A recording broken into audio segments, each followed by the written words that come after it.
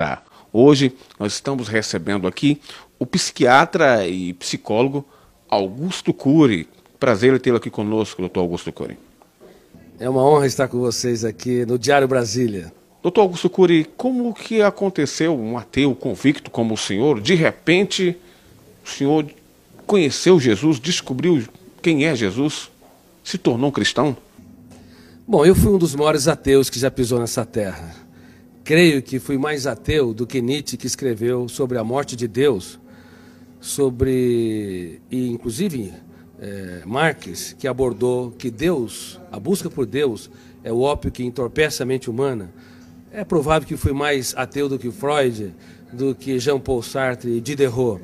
Como eu pesquiso uma das áreas que é considerada a última fronteira da ciência, o mundo onde nascem os pensamentos, para mim Deus era fruto do espetáculo das ideias, de um cérebro que não aceitava o seu fim, o seu caos, na solidão de um túmulo. E a teoria que eu desenvolvi, como psiquiatra e pesquisador da psicologia, ela estuda o processo de construção de pensamentos e de formação de pensadores. Eu usei essa teoria para analisar como mentes brilhantes romperam o cárcere da inteligência e produziram novas ideias, como Freud, Einstein, Hegel, Kant, Agostinho e assim por diante. E fui até esse homem mais famoso da história, chamado Jesus Cristo.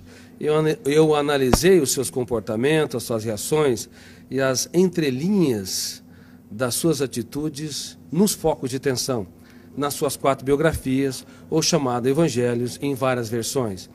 Eu esperava encontrar uma pessoa construída por um grupo de galileus que queriam produzir um herói para romper o jugo de Tibério César, que era o imperador romano. Mas fiquei perplexo, porque percebi que a sua personalidade é tão complexa e tão fascinante que não cabe no imaginário humano. Para você ter uma ideia, no exato momento em que ele foi negado por Pedro, ele olhou para o mais forte dos discípulos, e, embora sendo golpeado pelas palavras que bradavam, eu não o conheço, eu nunca andei com esse Galileu, ele não faz parte da história, ele cativou com a sua retina e gritou sem dizer palavras. Na Fortaleza Antônia, ele quis dizer: eu te compreendo, eu te compreendo. Com o seu olhar, ele economizou palavras, mas fez um discurso mais brilhante que o mais poético de todos os discursos. E quantas vezes você, pai, mãe, você, professor ou executivo, está diante de uma pessoa que falha, erra, e ao invés de simplesmente olhar e lhe dizer sem palavras: eu te compreendo, e nós julgamos, excluímos.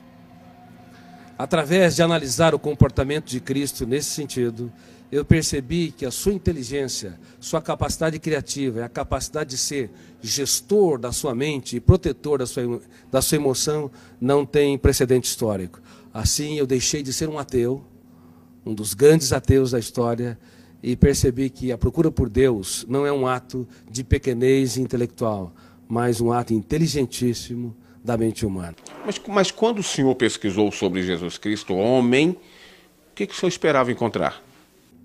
Quando eu pesquisei a humanidade de Jesus, esperava encontrar alguém que não brilhasse no caos, diante das perdas, das traições, das frustrações e decepções.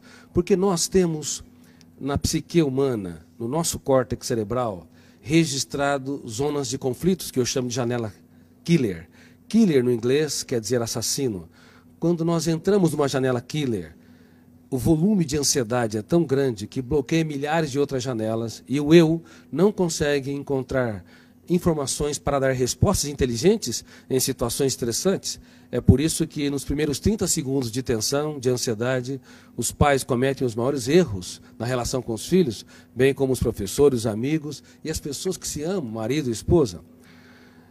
Eu esperava encontrar alguém que não brilhasse no drama, no deserto, nas tempestades.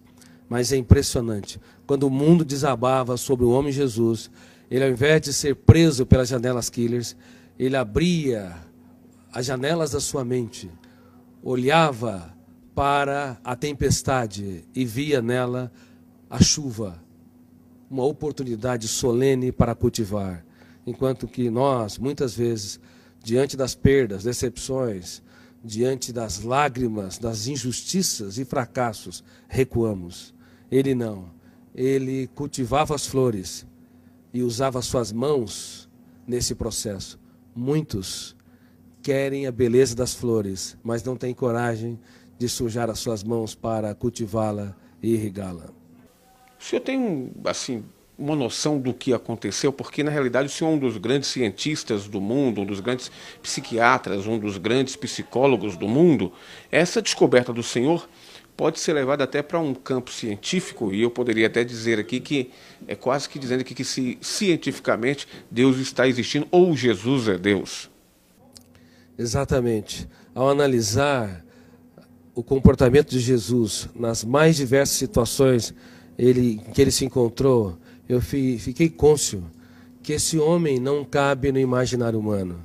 Somente alguém que é sobre-humano, filho de Deus, poderia ter as reações que teve nos mais dramáticos estímulos estressantes. Veja bem, no ato da traição, era de se esperar que ele fosse golpeado pelas zonas de conflito do medo ou da raiva, agredisse o seu traidor, ou se punisse e se achasse o mais derrotado dos seres humanos, porque foi traído pelo mais culto, o mais sereno, o mais tranquilo dos discípulos, Judas Iscariotes.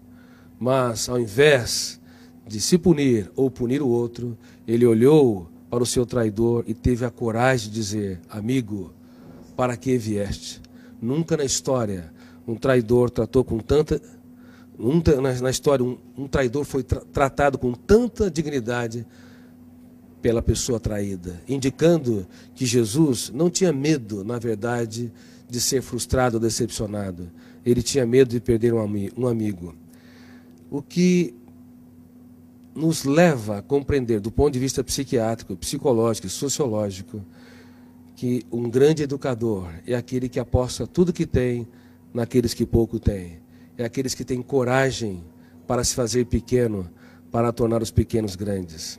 E como eu digo no meu livro, Mentes Brilhantes, Mentes Treinadas, não é possível ter uma mente brilhante se nós não treinarmos a nossa criatividade, as habilidades da nossa psique, como a solidariedade, a capacidade de se colocar no lugar dos outros, a capacidade de investir naqueles que nos frustram, a capacidade de transformar as perdas numa oportunidade excelente para os melhores ganhos e de usar as nossas lágrimas para desenvolver sabedoria.